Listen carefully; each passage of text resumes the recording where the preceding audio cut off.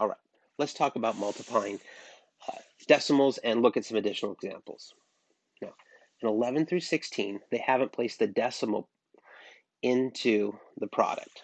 So recall, the way we figure out where we place when we multiply decimals, we first multiply the whole numbers, and then we place the decimal in the product according to the number of decimal places there are in the factors. So we can take a look at number 11 here. Going to take a look at number 11.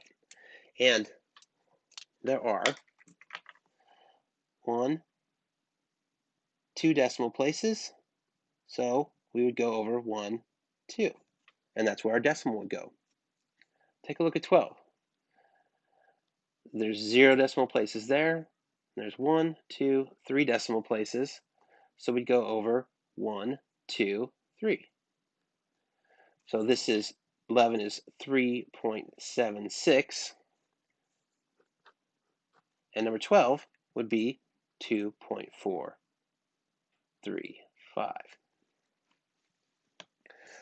So that's a big part of multiplying decimals. So let's go ahead and let's multiply some decimals start to finish.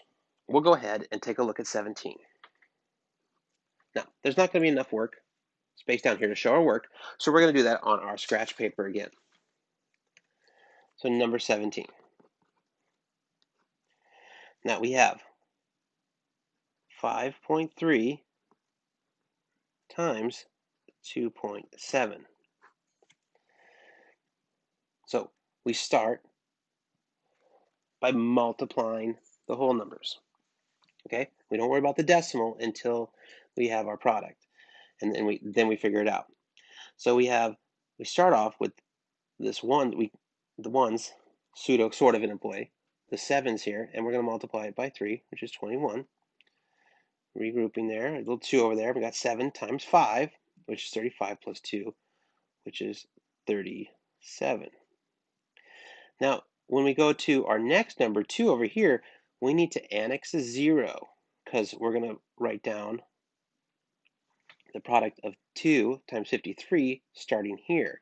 So 2 times 3 is 6, and 2 times 5 is 10.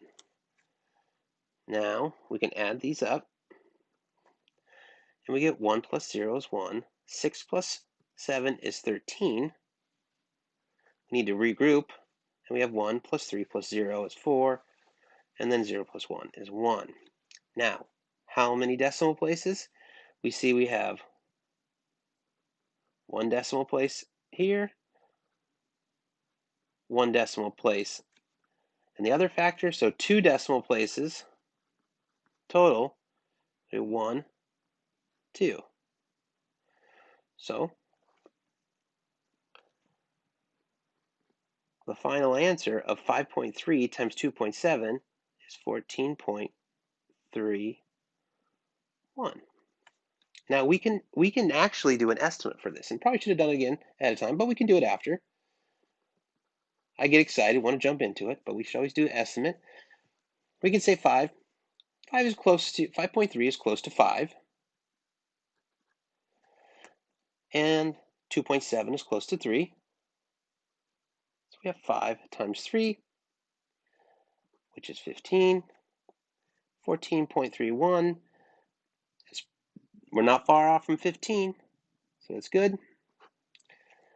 And we're going to call that our answer, and we'll go through and we'll check it later when we're all done. So there we have it, multiplying decimals.